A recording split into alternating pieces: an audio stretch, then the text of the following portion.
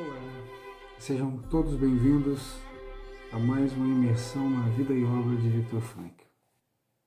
Hoje eu trago para vocês um livro do nosso grande mestre, Dr. Viktor Frankl, A Vontade de Sentido, Fundamentos e Aplicações da Logoterapia, Viktor Emil Frankl. Essa é a grande obra que eu trago hoje para mais essa imersão. Esse livro é excepcional, como todos de Viktor Frankl, né? E uma coisa que é bem interessante, que já vem lá antes mesmo da introdução,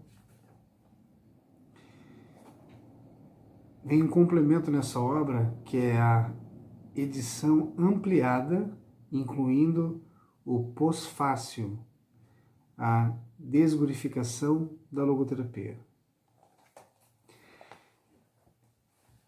Essa obra ela analisa, né, em análise, ela foi escrita em meados dos anos de 1960 e faz parte de um contexto mais amplo de publicações e conferências do Dr. Viktor Frankl a respeito do sentido da vida, nas quais Viktor vai distinguindo a logoterapia das demais psicoterapias vigentes até então. Já na introdução, o Dr. Viktor Frankl ele mostra o lugar da logoterapia no quadro das psicoterapias. Ou seja, a logoterapia ela é situada entre a psiquiatria existencial da Europa e a psicologia humanista dos Estados Unidos. Apesar de reconhecer o valor do pensamento de Freud e de Adler, Frankl rejeita as visões naturalistas, positivistas e reconhece também a importância da psicologia humanista, mas afirma que é o sentido da vida e não a busca da realização pessoal que faz a pessoa feliz. Esse livro ele é constituído por duas partes. Na primeira, Frankl exprime em 3 capítulos os fundamentos da logoterapia, e já no capítulo inicial sobre as implicações metaclínicas da psicoterapia, Dr. Viktor ele defende a ideia de que o sentido da vida é muito maior do que qualquer intervenção terapêutica. Olha como esse livro ele nos traz uma concepção total da visão de Viktor Frankl. E lá no segundo capítulo já ele cuida da autotranscendência como um fenômeno humano. Frankl dialoga sobre autotranscendência com a teoria de Charlotte Buller, que segundo a qual a autorrealização é a meta final do ser humano, o princípio fundamental da maturidade e da saúde psicológica. Frankl contesta Buller, e aproveitando para criticar também a hegemonia das chamadas necessidades primárias de Maslow, afirmando que a mais urgente e fundamental dentre as necessidades humanas é encontrar um sentido para a existência. Já para Frankl, a autorrealização não constitui busca última do ser humano. Ela não é sequer a sua intenção primária. A autorrealização se transforma num fim em si mesmo e contradiz o caráter autotranscendente da existência humana, a entrega, o se realizar no mundo e no outro. O terceiro capítulo já busca responder a pergunta seguinte: o que se quer dizer por sentido?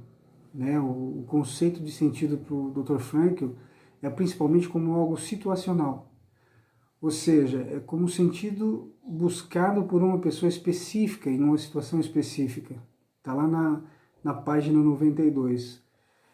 Contudo, não podemos esquecer entre essas situações que há também aquelas com algo em comum, o que consequentemente nos leva a afirmar a existência de sentidos que são partilhados, e esses sentidos dizem respeito à própria condição humana. E aí a gente encontra na página 73 e 74 do livro.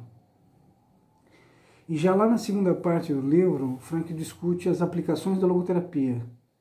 O capítulo 4 ele analisa o influxo das experiências de vácuo existencial sobre a psiquiatria. E de acordo com Viktor Frankl, o vazio existencial é aparentemente concomitante com uma industrialização. Quando nem o instinto nem a tradição social direcionam o homem para o que ele deveria fazer. Então ele não vai mais saber nem o que quer fazer, e o resultado disso é um vazio existencial. As técnicas logoterapêuticas são as de reflexão e a intenção paradoxal, as quais se fundamentam sobre dois constitutivos, né, da existência humana, que são a autotranscendência e o autodistanciamento. A de reflexão, ela combate a hiperreflexão, que é aquela atenção exacerbada ou intenção excessiva, emovendo a autocobrança excessiva. A intenção paradoxal, ela remove a ansiedade antecipatória, né? A temerosa expectativa da ocorrência de um acontecimento, fazendo com que o paciente queira que aconteçam as coisas que ele teme. No capítulo 6, Frankl disserta sobre o ministério médico, né? O qual não deve ser confundido com o ministério pastoral. Porque o primeiro acontece quando o tratamento causal ele se mostra ineficaz. E nesse contexto, cuidar da atitude do paciente perante sua doença se mostra uma única saída possível e necessária. Isso já está lá na página 147. O ministério médico sucede quando a terapia não pode mais resolver, porque não há como resolver o sofrimento. Essa obra, por que ela é importante, né? A aplicação da logoterapia, um outro objetivo da obra, é que está expressa também no subtítulo, reside basicamente em considerar a busca de sentido como a realização do que é específico do espírito, ou seja, a autotranscendência. Com efeito, é conclusivo, né? Se chega à compreensão de que o fato de que a doença é um autoenclausuramento, né? Um fechar em si, tendo seu ápice o vazio existencial, a cura, ao contrário, se dá com base no movimento inverso. É um privilégio poder estudar um livro como esse, né, do Dr. Viktor Frankl, e estar junto com vocês nessa imersão na vida e obra de Viktor Frankl. Espero que com essas palavras, né, com esse relato, com essa síntese, venha trazer a curiosidade de nos aprofundarmos, adquirirmos essa obra e podermos ler e reler e estudá-la, para que a gente realmente possa continuar com essa imersão, conhecendo de maneira profunda a vida e obra de Viktor Frankl. Lá na página 195, eu queria ler para vocês. Como eu imagino a logoterapia após minha partida.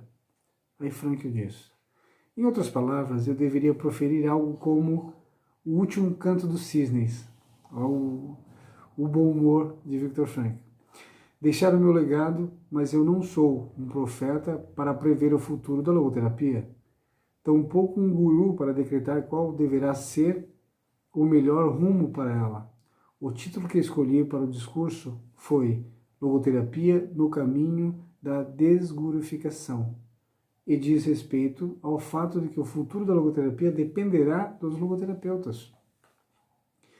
Eu sou descendente do Maharal de Praga, o lendário rabino que se tornou famoso pelo romance O Golem e pelos filmes inspirados nesse livro. O rabino era um amigo íntimo do imperador da Áustria naqueles tempos, e o Golem foi uma espécie de robô criado por Maharal usando argila. Contudo, 12 gerações me separam de meu reverendo ancestral, e nesse meio tempo, quaisquer preocupações com a criação dos robôs desaparecem. Eu não tenho o menor interesse em formar robôs e nem gerar papagaios. Olha só como o Frankl é direto, né? Que só repetem a voz do mestre.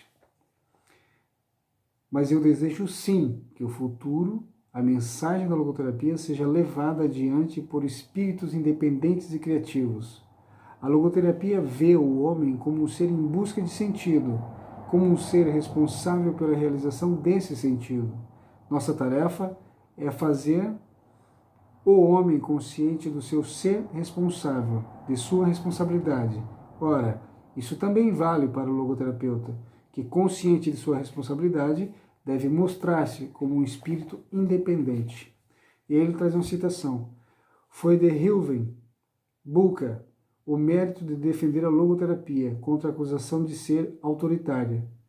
Num recente livro de Elizabeth Lucas, a autora declara que ao longo da história da psicoterapia nunca houve uma escola tão antidogmática e aberta como a logoterapia. Aí Frank continua. De fato, a logoterapia pode bem ser chamada de um sistema aberto. Na verdade, não confirmamos apenas seu caráter de abertura, mas também sua qualidade de sistema. Como já disse Ortega y Gasset e J.B. Torello, também não hesitou em afirmar que na história do pensamento psicoterápico, a logoterapia foi a última escola a apresentar um corpo teórico desenvolvido nos termos de uma estrutura organizada e sistemática. E aí eu paro aqui, para que vocês entendam que estudar logoterapia é um privilégio e não é exagero meu, nem fase de efeito. Significa sim ter muita responsabilidade, porque aqui se adquire muito conhecimento, e conhecimento científico. Foi uma vida de Viktor Frankl. E os campos de concentração foram os campos de prova dessa teoria, empiricamente.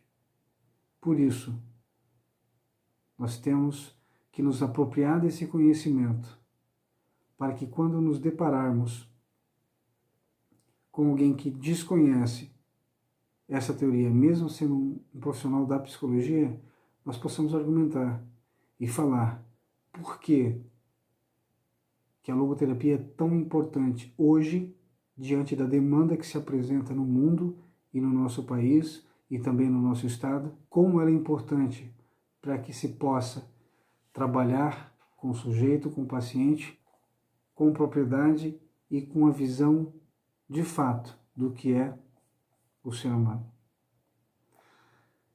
É muito bom estar aqui, é maravilhoso falar de Viktor Frankl, é maravilhoso estudar Viktor Frankl, é indescritível poder compartilhar a vida e a obra de Viktor Frankl. Um grande abraço a todos e até um próximo vídeo.